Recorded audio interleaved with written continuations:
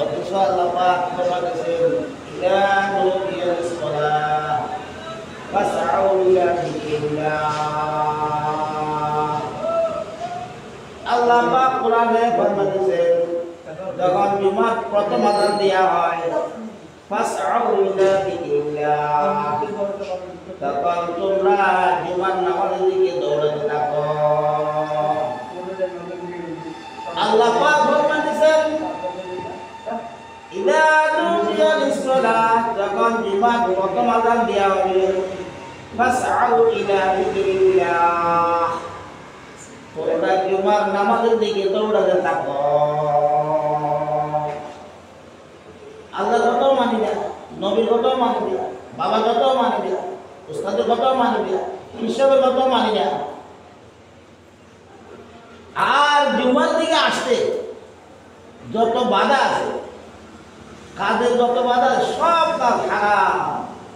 জুমার দিকে আসতে যত রকমের কাজ বাধা আছে, সব কাজ হারাম। এই জুমার না 2 রাকাত নামাজে জোহরের 4 রাকাত নামাজ ক্যান্সেল করলি কেন?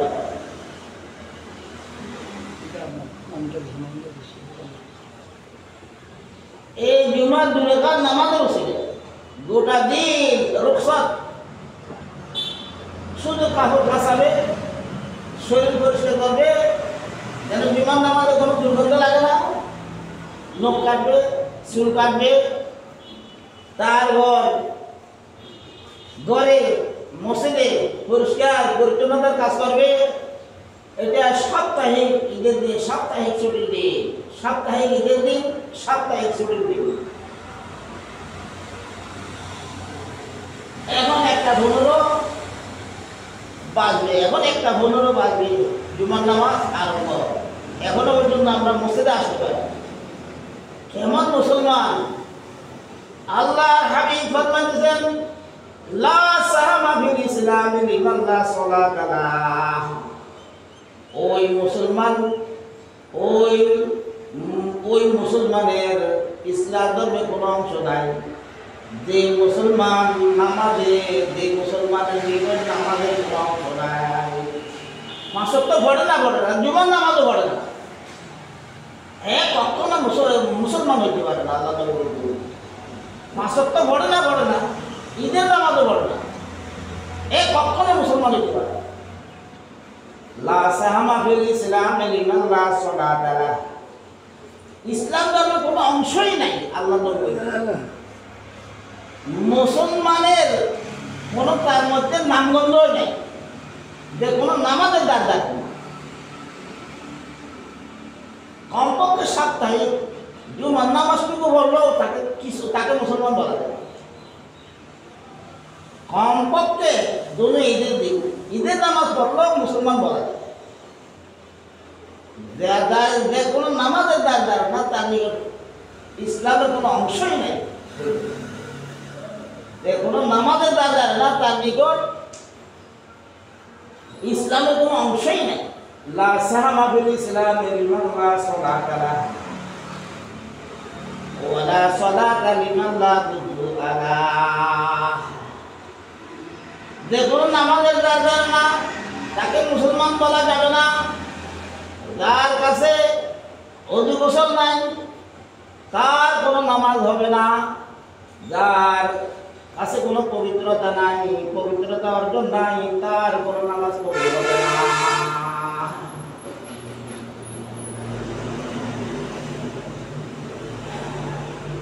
এই জুমার দিন আমরা অবহেলা করি, যে জুমার দিন কিয়ামত হবে। মানুষ আর জিনবি, প্রতিটি প্রাণী কান্নাকাটি করে। প্রতিটি প্রাণী যাদের প্রাণ আছে প্রত্যেকে কান্নাকাটি করে। তারা বুঝে, তারা জানে জুমার দিন কিয়ামত হবে, জুমার দিন দুনিয়া ফানা হয়ে যাবে, জুমার দিন দুনিয়া ধ্বংস হয়ে যাবে। কিন্তু মানব আর দানব জেনে শুনে বুঝে অবহেলা করে। দুনিয়ার সব সৃষ্টি মানব দানবের সেবার জন্য সৃষ্টি করেছেন আল্লাহ পাক। মানুষ এবং জিনকে আল্লাহ পাক সৃষ্টি করেছেন আল্লাহর গোলামি করার জন্য। মুরগি আমাদের সেবার জন্য আল্লাহ বানায়, মোষ ওট আমরা খাওয়ার জন্য আল্লাহ বানায়, আমাদের যে বলছেন আল্লাহর গোলামি করার জন্য, আমাদের যে বলছেন আল্লাহর গোলামি করার জন্য। যত ফল ফুল আছে আমরা খাওয়ার জন্য, যত রকমের শস্য দানা আছে আমরা খাওয়ার জন্য আল্লাহ বানাবো, আমাদের যে বলছে আল্লাহর গোলামি করার জন্য। এখন আমরা আসলটা ছেড়ে দিই, নকলটা পিছনে পড়ে গেছি, আসলটা ছেড়ে দিই, নকলটার পিছনে পড়ে গেছি, আসল কাজ যেটা সেটা ছেড়ে দিই, নকলটার পিছনে পড়ে গেছি। যার অন্তরে কোরআন হাদিসের ইলম থাকবে তার ঈমান পাকাপোক্ত হবে। যতক্ষণ পর্যন্ত ঈমান পাকাপোক্ত হবে না ততক্ষণ পর্যন্ত তাকে নামাজে ডাকতে হবে। ঈমানে তাকে নামাজের দিকে আসতে ওই অল্প স্বল্প ঈমান তাকে নামাজের দিকে আনতে পারবে।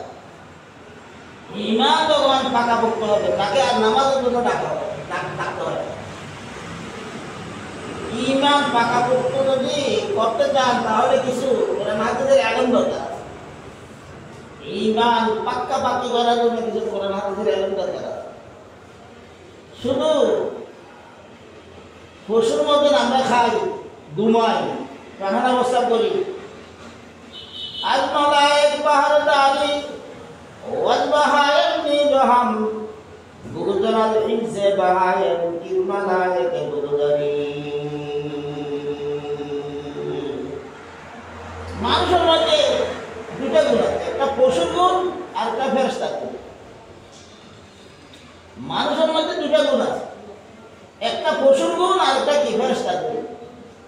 কবি বলতেছেন আল্লাহ বলি আজ মালায়েক বাহার দাঁড়ি ওয়াজ বাহায়ের নিজহাম গুজরাল ইনসে বাহায়ের কি মালায়েক গুজরি। পশু ঘুমায় আমরা ঘুমাই, পশু খায় আমরাও খাই, পশু সহবাস করে আমরাও করি। আমাদের মধ্যে কিছু পশু খাসর আছে আর আমাদের মধ্যে কিছু ফেরেশতা খাসর আছে। নামাজ পড়া এটা ফেরেশতা খাসর, রুকু করা সিজদা করা এটা ফেরেশতা খাসর, কোরআন তেলাওয়াত করা এটা ফেরেশতা খাসর, আল্লাহর জিকির আজকার করা এটা ফেরেশতা খাসর। মানুষের মধ্যে কিছু ফেরেশতা খাসর আছে আর কিছু পশুর খাসরত।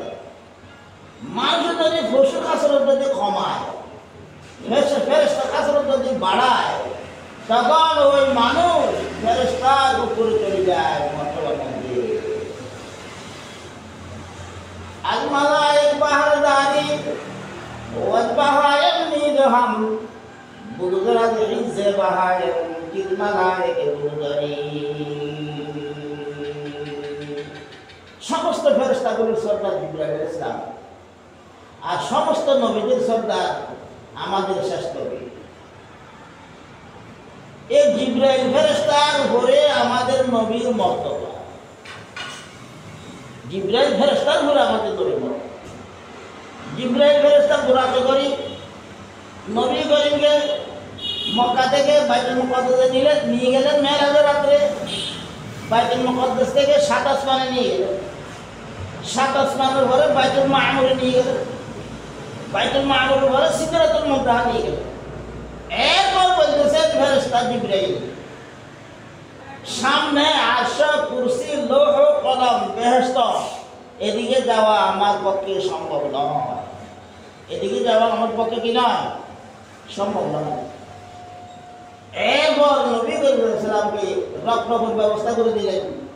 এই রফরফে করি নবী করিম সাল্লাম সিদরাতুল মুনতাহা থেকে আরশ মুআল্লাতে পৌঁছলেন, আল্লাহর সান্নিধ্য লাভ করলেন। মানুষ যদি পশুর খাসরত কমায়, ফেরেশতার খাসরত বাড়ায়, ওই মানুষের দাম ফেরেশতা থেকে বেড়ে যায়, ওই মানুষের দাম ফেরেশতা থেকে কি যায়, বেড়ে যায়। যেমন উম্মতে মুহাম্মদের সমস্ত আমল এক পাল্লায় দিল, আর বকর রাদিয়াল্লাহু তাআলা আনহু আমল যদি আরেক পাল্লা দেওয়া হয়, তারপরে বকর রাদিয়াল্লাহু তাআলা আনহু আমল বাড়ি হয়ে যাবে।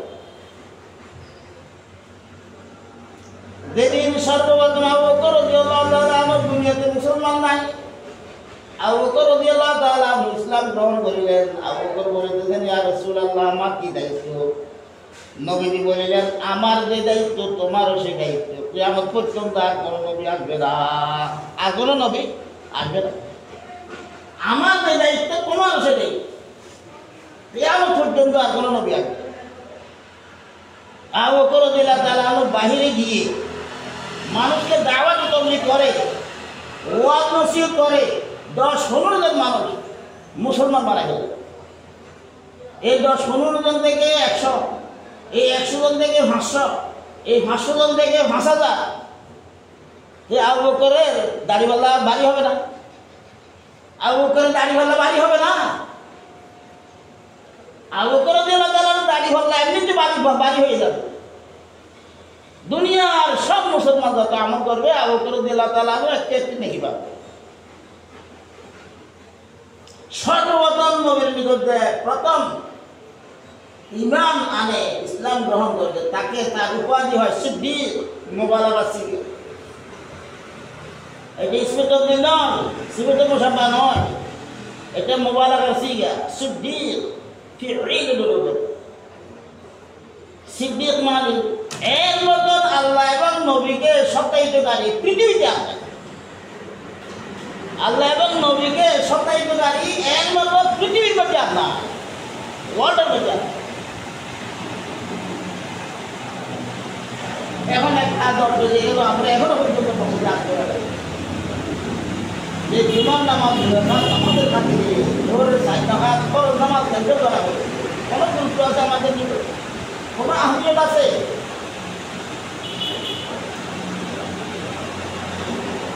আমল সে জিন্দগি বন্দি জান্নাত কি জাহান্নাম কি, ये खाका तुम्ही, ये खाका तुम्ही फितरत में है, ना नारी है ना कोई है।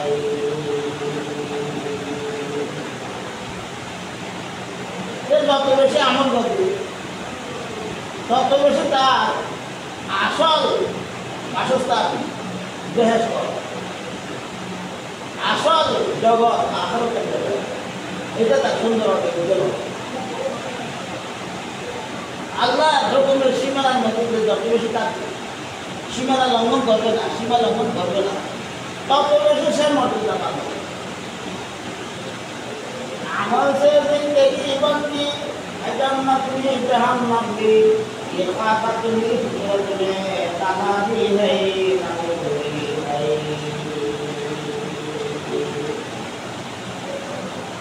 अल्लाह अल्लाह क्या मुबारक नाम है, अल्लाह अल्लाह आशिकों का काम है।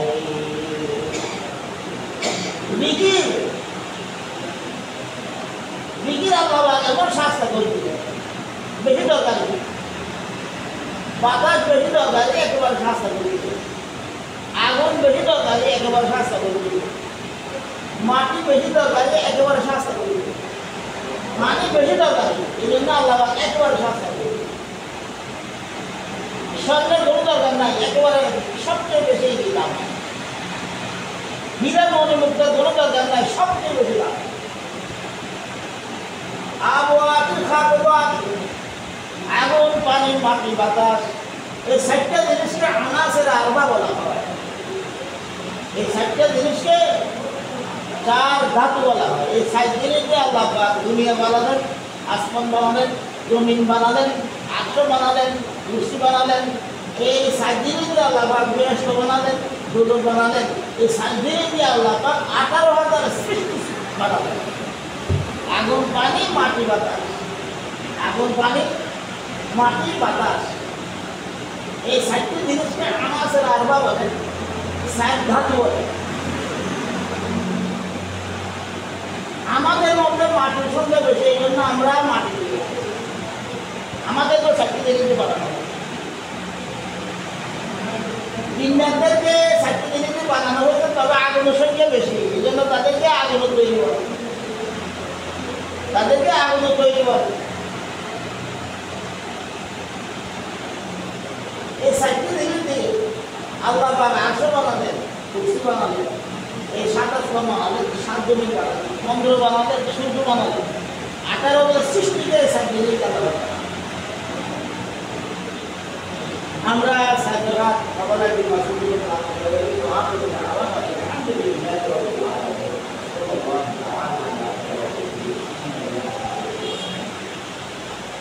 কিন্তু